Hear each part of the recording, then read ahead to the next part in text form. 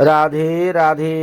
সুধী ভক্তবৃন্দগণ, শ্রীল নরোত্তম দাস ঠাকুর মহাশয় প্রেম ভক্তি চণ্ডিকাতে তিনার স্বীয় উপাসনার কথা, ভজনের কথা এই ত্রিপদীতে তুলে ধরেছেন। তিনি কি বলছেন? জয় জয় রাধা নাম, বৃন্দাবন যার ধাম, কৃষ্ণ সুখ বিলাসের নিধি, হেন রাধা গুণগান, না শুনিল মুর কান, বঞ্চিত করিল মুরে বিধি। তার ভক্ত সঙ্গে সদা রাসলীলা প্রেম কথা, যে করে সে পায় ঘনশ্যাম, ইহাতে বিমুখ যেই, তার কবু সিদ্ধ নেই, নাহি যেন শুনি তাহার নাম।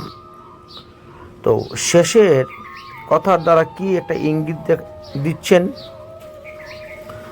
যারা রাধারানীর নাম উচ্চারণ করতে বিমুখ, যারা রাধারানীর ব্রত উচ্চারণ করতে বিমুখ, যারা রাধারানীর চরণে তুলসী পাতা দিতে বিমুখ, যারা রাধারানীর গুণগান করতে বিমুখ, বলছেন যারা রাধা মন্ত্র জপ করে না, যারা রাধারানীর উপাসনা করে না, যারা শ্রীরাধিকার বীজ মন্ত্র গুরু প্রদত্তভাবে এখনো পায় নাই মঞ্জুরি স্বরূপ সিদ্ধ প্রণালী, তাদের কখনো সিদ্ধি লাভ হইবে না, তার কবু সিদ্ধি নয়, নাহি যেন শুনি তার নাম।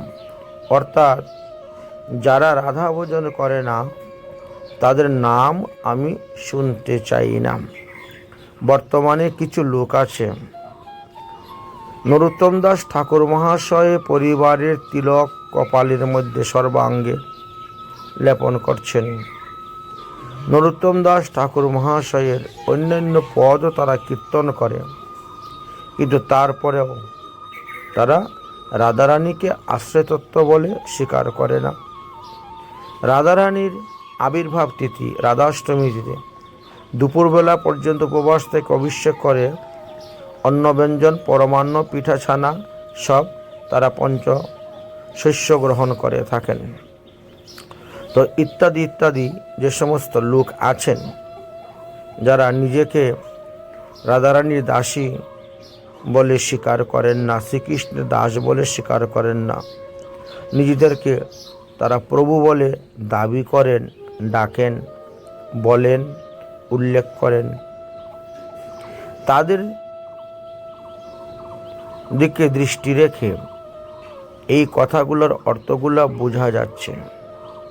নরোত্তম দাস ঠাকুর মহাশয় বুঝতে পেরেছেন যে ভবিষ্যতে এমন কিছু সম্প্রদায়ের উৎপত্তি হবে, এমন কিছু সংস্থার উৎপত্তি হবে, যারা ভবিষ্যতে এইভাবেই থাকবে, এইভাবেই চলবে।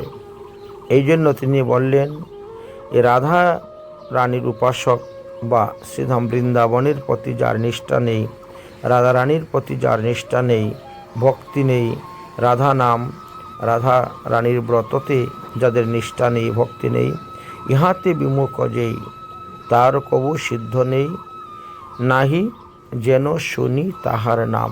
তার নাম শুনতেও নরোত্তম দাস ঠাকুর মহাশয় রাজি নয়। আরও একটি কথা চৈতন্য চরিতামৃত গ্রন্থেতে দেওয়া আছে। কি আছে?